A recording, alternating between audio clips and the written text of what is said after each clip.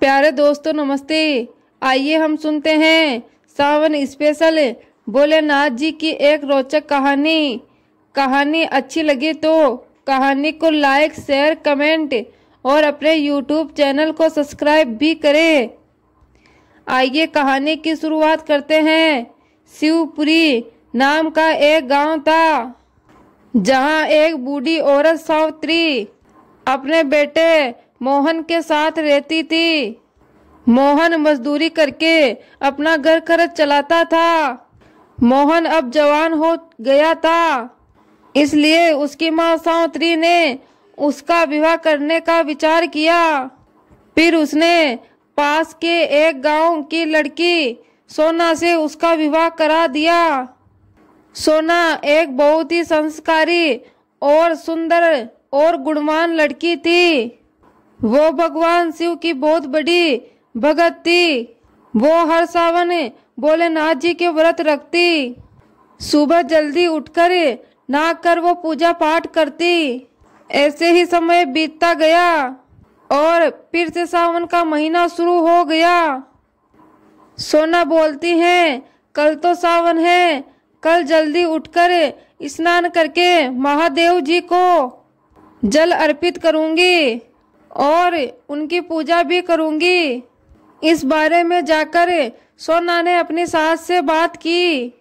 माँ जी, कल से सावन का महीना शुरू होने वाला है, तो मेरा बड़ा मन हो रहा है भोलेनाथ को जल चढ़ाने का और साथ में उनकी पूजा अर्चना करने का। बहू की बात सुनकर सास बोली, नहीं, कोई जरूरत नहीं है बहू, मंदिर यहाँ से बहुत दूर है, पैदल आने जाने में काफी समय लग जाएगा। ऊपर से वहाँ भक्तों की भीड़ लगी होगी। ऐसे में घर का पीछे का सारा काम छूट जाएगा। नहीं नहीं, तू घर पर ही शिव जी की पूजा पाठ कर लेना। सास की यह बात सुनकर सोना उदास हो गई, लेकिन सोना के पास अपनी सास की बात मानना बहुत जरूरी था, क्योंकि उसके पास और कोई दूसरा चारा भी नहीं था। वो बेचारी चुपचाप उदास होकर घर के काम काज करने लग गई। अगले दिन जब वो नहाकर कुएं से पानी लेने जा रही थी, तभी उसे गांव की कुछ लड़कियां हाथ में पूजा की थाली और लोटा लेकर मंदिर की ओर जाती हुई दिखी। उसने उनको रोककर कहा, बहन तुम कहाँ जा रही हो? गांव की लड़कियां बोली, अरे ये भी कोई पूछने की बात है, हाथ में लोटा और थाली है तो ये जाहिर सी बात है ना, हम मंदिर ही जा रहे होंगे। ये बात सुनकर सोना थोड़ी उदास हो गई। वो लड़कियां बोली, क्या हुआ, आप उदास क्यों हो गई? सोना बोली, भगवान शंकर मेरे आराध्य देव हैं, लेकिन मेरी सास मुझे पूजा करने के लिए मंदिर नहीं जाने देती। सोना का उदास चेहरा देखकर उन लड़कियों ने कहा, आप चिंता मत कीजिए, ऐसा कीजिए, आप हर रोज इसी समय कुएं पर पानी लेने आ जाया कीजिए और फिर इसके बहाने हमारे साथ मंदिर में पूजा करने चल पड़ा करो। सोना बोली, लेकिन मैं घर से पूजा की थाली लाऊंगी तो माँ समझ जाएगी कि मैं पूजा करने जा रही हूँ। तभी दूसरी लड़की ने कहा, ओहो ऐसी बात है, तो इस बात का भी हल है हमारे पास। एक काम कर सकते हैं, आप हर रोज हमारी थाली से भोलेनाथ की पूजा कर सकती हो। ये सुनकर सोना बहुत ही खुश हुई। अब वो हर रोज उसी कुएं पर पानी लेने के बहाने घर से निकलती और उन लड़कियों के साथ मंदिर जाकर शिवलिंग पर जल अभिषेक करती और भक्ति भाव से भगवान शंकर की पूजा पाठ करती। ऐसे ही वो हर रोज करने लगी। वो उन लड़कियों की थाली से ही भोलेनाथ को सभी सामग्री चढ़ा देती और उनकी पूजा करती। ऐसे ही समय बीता और सावन की शिवरात्रि का दिन आ जाता है। उस दिन सोना ने उपवास रखा। आज वो फिर और दिन की तरह मंदिर आई, लेकिन आज सोना ने सोचा मैं हर रोज उन लड़कियों की सामग्री से ही भोलेनाथ की पूजा की है, लेकिन आज तो सावन मास की शिवरात्रि है। आज तो मुझे भोलेनाथ को अपना स्वयं का कुछ अर्पण करना चाहिए। ऐसा सोचकर सोना ने अपने नाक की लौंग निकाली और भोलेनाथ पर अर्पित कर दिया। हे भोलेनाथ, मुझे क्षमा करना, इसके अलावा मेरे पास कुछ भी नहीं है। पूजा करके सोना कुएं से पानी लेकर अपने घर लौट आई। अब वो अपनी सास से नजरें छुपाती हुई घूंघट से अपना चेहरा छुपाने लगी, लेकिन तभी सावित्री की नजर सोनम पर पड़ गई। सावित्री बोली, अरे बहू, ये तुम्हारी नथ कहाँ गई? सोना बोली, पता नहीं माँ जी, कहीं गिर गई होगी। सावित्री बोली, गिर गई? तुम भी ना बहू, बड़ी लापरवाही हो, सोने की नथ गिरा दी। अच्छा बताओ, तुम आज कहाँ कहाँ गई थी? हम वहीं जाकर तुम्हारे सोने की नथ ढूंढते हैं। ये सुनकर सोना थोड़ा घबरा गई। माँ जी, सुबह जब कुएं पर पानी भरने गई थी तब तो मेरी नथ मेरी नाक में ही थी। लगता है उपले तापते समय ये वो कहीं गिर गई। हाँ तो फिर चलो हम वहीं जाकर देखते हैं। उन दोनों ने उसी जगह पर जाकर देखा, लेकिन उन्हें कोई भी नथ नहीं मिली। फिर सावित्री ने कहा, लगता है उबले के अंदर गिर गई होगी। चलो अब इन उबलों के अंदर देखते हैं। सोना बोली, छोड़िए ना माँ जी, अब इतने सारे उबले तोड़कर देखोगी? हाँ तो क्या हुआ, मुफ्त में तोड़ी आती है सोने की चीज। अब चलो मेरे साथ, इन सुखाए हुए उबलों में देखो। सोना के पास अब कोई चारा नहीं था सिवाय अपनी सास की बात मानने की।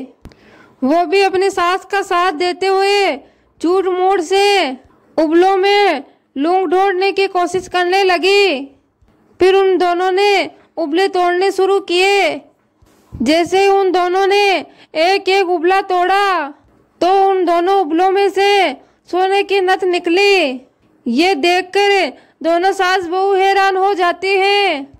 सावित्री बोली, भला ये कैसे हो सकता है? नथ तो एक थी, ये दो दो कैसे निकल गई? इस तरह उन्होंने और भी उबले तोड़े तो इसी तरह सोने की नथ निकल गई।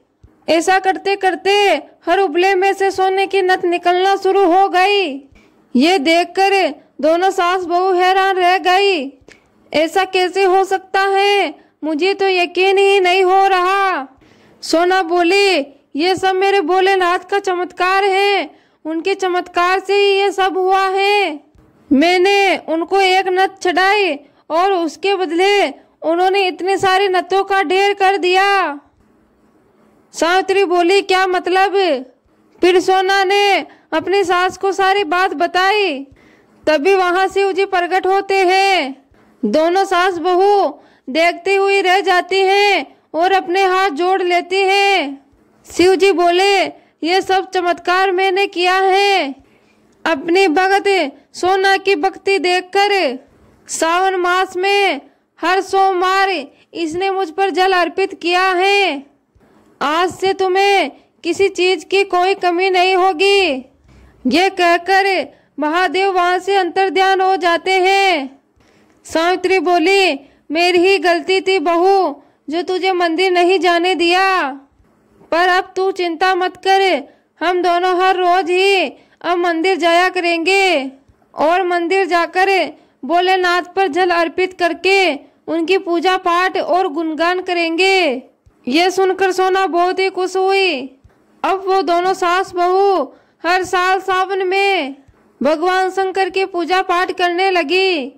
उन दोनों पर भगवान शंकर की बहुत ही कृपा हुई। अब मोहन का काम भी खूब अच्छा चलने लगा, जिनसे उनके गरीबी के दिन दूर हो गए।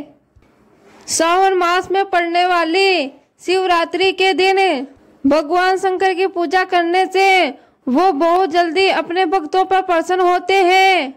यदि कोई भक्त अपने सच्चे मन से सावन शिवरात्रि के दिन भोलेनाथ को जल अर्पित करता है तो उस भगत की सभी मनोकामनाएं पूरी हो जाती है। सावन शिवरात्रि के दिन सूर्य उदय होने से पहले उठने का प्रयास करें। प्यारे दोस्तों, ये है सावन सोमवार की व्रत कथा। इस कथा को सावन के व्रत में जरूर सुने। धन्यवाद। प्यारे दोस्तों नमस्ते। आइए हम सुनते हैं सावन स्पेशल भोलेनाथ और माता पार्वती की एक रोचक कहानी। इस कहानी को आप सावन के सोमवार व्रत में कथा के रूप में जरूर सुने। आइए कहानी की शुरुआत करते हैं। एक बार भगवान शंकर तपस्या में लीन थे और इधर माता पार्वती जी ने कार्तिकेय और गणेश जी को भोजन दिया और साथ ही माता पार्वती का मन बहुत ही उदास था।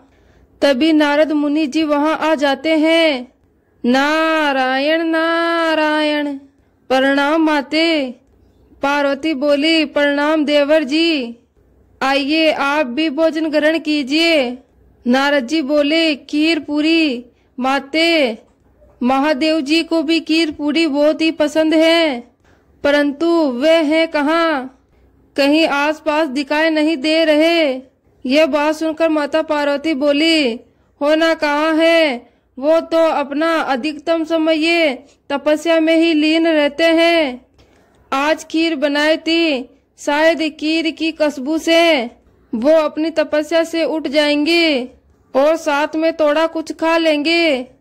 कितने समय ये से मैंने और महादेव ने एक साथ बैठकर भोजन नहीं किया। नारद मुनि माँ पार्वती के चेहरे की उदासी को देख लेते हैं। नारद जी बोले, मेरे पास एक उपाय है।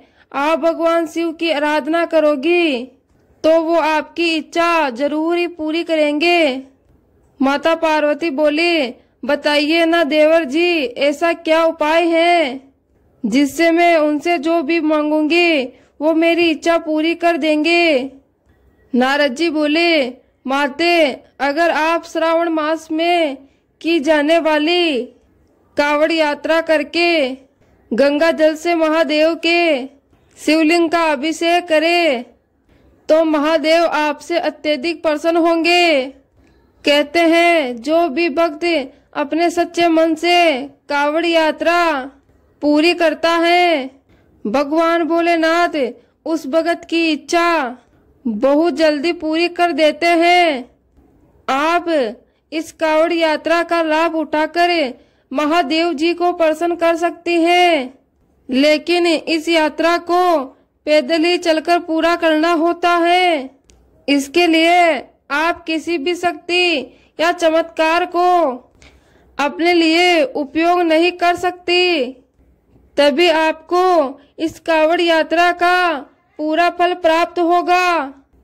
माता पार्वती बोली, भगवान भोलेनाथ को प्रसन्न करने के लिए आप जानते हो ना देवर जी, मैंने कितने साल तक कठोर तपस्या की थी, तब जाकर प्रभु मुझे पति रूप में प्राप्त हुए थे। फिर मैं उनके प्रेम को पाने के लिए कोई भी कठिन तपस्या कर सकती हूँ, इसलिए मैं अब कावड़ यात्रा जरूर पूरी करूंगी। माता पार्वती ने ठान लिया था कि वो कावड़ यात्रा पूरी करके महादेव को प्रसन्न अवश्य करेगी। वो एक साधारण स्त्री का रूप ले लेती है और एक गांव में पहुंचती है। उतने में गांव की एक महिला बोली, क्या तुम भी कावड़ यात्रा कर रही हो? माता पार्वती बोली, हाँ बहन, मैं पहली बार कावड़ यात्रा करने जा रही हूँ। बहुत ही मन था कि इस श्रावण में कावड़ यात्रा करूँ। सुना है कावड़ यात्रा करने से महादेव मन की सारी मनोकामना पूरी करते हैं। उतने में गांव की महिला बोली, क्यों ना बहन, हम दोनों साथ में कावड़ यात्रा करें, दोनों को एक दूसरे का साथ मिल जाएगा। माता पार्वती बोली, साथ में ठीक है, वैसे भी मैं अकेली ही हूँ, आपका साथ हो जाएगा। आप मेरे घर चलो, फिर हम साथ में ही कावड़ यात्रा करने निकलेंगे। राधा के कहने पर माता पार्वती उसके साथ उसके घर चली जाती है। और जैसे ही राधा अपने घर में प्रवेश करती है, उसकी सास उसे ताने देने लग जाती है। कोई फायदा नहीं ये कावड़ यात्रा करने का, जब इतने सालों से तेरी कोख सूनी है और सारे डॉक्टर भी बोल चुके हैं कि तू कभी माँ नहीं बन सकती, तो तुम क्यों ये फालतू की चीजें कर रही हो। तब राधा का पति सुरेश बोला, माँ ठीक कह रही है राधा, और फिर तुम अकेले ही जाओगी, मैं तो साथ जा नहीं सकता, और ना ही तुम मुझे कहना साथ चलने को। राधा बोली, आपको परेशान होने की कोई जरूरत नहीं है, मैं इनके साथ जा रही हूँ, और ये भी कावड़ यात्रा के लिए ही निकली है। उतने में सास बोली, रहने दे सुरेश, इसके जो मन में आए इसे करने दे, और अगले साल तक इसके बच्चा नहीं हुआ तो मैं साफ साफ बोल रही हूँ, मैं तुम्हारी दूसरी शादी कर दूंगी। जा, अब तुझे जिसकी भी यात्रा पर जाना है। राधा की आंखों में आंसू आ जाते हैं। उसके बाद राधा और पार्वती अपनी अपनी कावड़ लेकर यात्रा पर निकल पड़ती है। राधा को क्या मालूम था कि वो कितने सौभाग्यशाली है, उसने अपने जीवन में कितने पुण्य कर्म किए हैं, जो आज स्वयं माता पार्वती उनके साथ कावड़ यात्रा पर जा रही है। पार्वती जी बोली, राधा, क्या तुझे सचमुच में भोलेनाथ पर विश्वास है कि वो तुम्हारी मनोकामना पूरी कर देंगे। राधा बोली, हाँ बहन, मुझे भोलेनाथ पर पूरा विश्वास है। कहते हैं ये कावड़ यात्रा बहुत ही फलदायी है। कावड़ के जल से भोलेनाथ के शिवलिंग का अभिषेक करने से भोलेनाथ बहुत ही प्रसन्न होते हैं। राधा की बातें सुनकर माता पार्वती मुस्कुरा देती हैं। चलते चलते माता पार्वती थक जाती है। राधा बोलती है, लाओ बहन, थोड़ी देर कावड़ मुझे पकड़ा दो और तुम इस पेड़ के नीचे आराम कर लो। पार्वती जी बोली, राधा, तुम भी तो थक गई हो, क्या तुम विश्राम नहीं करोगी। राधा बोली, कोई बात नहीं, पहले आप थोड़ी देर विश्राम कर लो, फिर मुझे थकान लगेगी तो मैं आपको बोल दूंगी। माँ पार्वती पेड़ के नीचे विश्राम करने लगती हैं। अचानक जंगल में एक शेर दौड़ता हुआ बाहर आ जाता है। शेर को सामने देखकर राधा घबरा जाती है, और इधर माता पार्वती गहरी निद्रा में सो रही थी। शेर बोला, मैं भूखा हूँ और भोजन की तलाश में निकला हूँ, आज तो मैं तुम्हें खा जाऊंगा। राधा माँ पार्वती के आगे आकर खड़ी हो जाती है और शेर के सामने अपना साहस रखती है। शेर बोला, क्या तुझे मेरे से डर नहीं लगा? तुम चाहती तो मुझे देखकर भाग जाती, पर तुम यहाँ से क्यों नहीं भागी? राधा बोली, नहीं, मैं यहाँ इनको छोड़कर नहीं जा सकती। तुम्हें खाना है तो मुझे खा लो और इनको छोड़ दो। शेर बोला, ऐसा तो कोई भी नहीं करता जो अपनी जान की परवाह ना करके दूसरों की जान की परवाह कर रहा है। ये क्या कोई तुम्हारी रिश्तेदार है जो तुम उनके लिए अपनी जान देने के लिए तैयार हो? राधा बोली, हाँ, इनसे मेरी इंसानियत का रिश्ता है और इस इंसानियत के नाते मैं इनकी जान की रक्षा कर रही हूँ। शेर बोला, तुम्हारी बातें सुनकर मैं बहुत आश्चर्यचकित हूँ। तुम बहुत ही नेक दिल हो, इसलिए मैं यहाँ से वापस जा रहा हूँ। तुझे मेरे से डरने की कोई जरूरत नहीं है। शेर वापस झाड़ियों में चला जाता है। तभी माता पार्वती भी अपनी निद्रा से जाग जाती है। मैया पार्वती बोली, अरे पता ही नहीं चला मैं कितनी देर तक सो ली। क्या अब तुम थोड़ी देर विश्राम करना चाहोगी? राधा बोली, नहीं नहीं बहन, अब हमें चलना चाहिए ताकि समय पर हम हरिद्वार पहुंच जाए। उसके पश्चात माता पार्वती राधा के साथ गंगा से गंगा जल भर कर वापिस अपने गांव लौट आती है। माता पार्वती राधा के साथ शिवलिंग की पूजा करती है। तभी शिवलिंग में से महादेव प्रकट होते हैं। महादेव को देखकर माता पार्वती मुस्कुरा देती है। पार्वती, तुम और यहाँ पृथ्वी लोक पर, मैं तो तुझे कैलाश पर ढूंढ रहा था, फिर मुझे पता चला कि तुम तो कावड़ भरने गई हो। ये बातें सुनकर राधा बोली, साक्षात आप माता पार्वती हो। ये बात सुनकर माता पार्वती अपने असली रूप में आ जाती हैं। माता पार्वती बोली, हाँ राधा, मैं धरती लोक पर कावड़ यात्रा के लिए आई थी और तूने मेरी कावड़ यात्रा में मेरी बहुत मदद की। महादेव, राधा बहुत अच्छी है और आप इसे आशीर्वाद दीजिए कि इसके शीघ्र ही संतान हो। शिव जी बोले, मैं जानता हूँ माता पार्वती, राधा ने हर कदम पर सच्चाई का साथ दिया है। मैंने ही शेर का रूप धारण करके राधा की परीक्षा ली थी और राधा उस परीक्षा में सफल रही। मैं राधा को उसकी सच्ची भक्ति का फल जरूर ही दूंगा। राधा की आंखों में खुशी के आंसू आ जाते हैं। माता पार्वती और भगवान शिव राधा को आशीर्वाद देकर वापस कैलाश पर्वत लौट जाते हैं। कैलाश पर माता पार्वती बोलती हैं, स्वामी जी, मैंने भी आपकी कावड़ यात्रा पूरी की है। अब समय आ गया है, आप भी मेरी एक इच्छा पूरी करो, मुझे भी वरदान दो। अब आप कुछ समय तपस्या में लीन ना रहकर मेरे और बच्चों के साथ अपना समय बिताएंगे। पता है आपको, मैंने आपकी पसंद की खीर पूड़ी भी बनाई थी, पर आपने वो भी नहीं खाई। तो शिव जी बोले, तो कोई बात नहीं, आज बना लो। आज मैं कार्तिकेय, गणेश जी, तुम्हारे नंदी सबके साथ मिलकर भोजन ग्रहण करूंगा। तभी वहाँ नारद मुनि भी आ जाते हैं। देखा माते, कावड़ यात्रा का कितना शुभ फल मिलता है।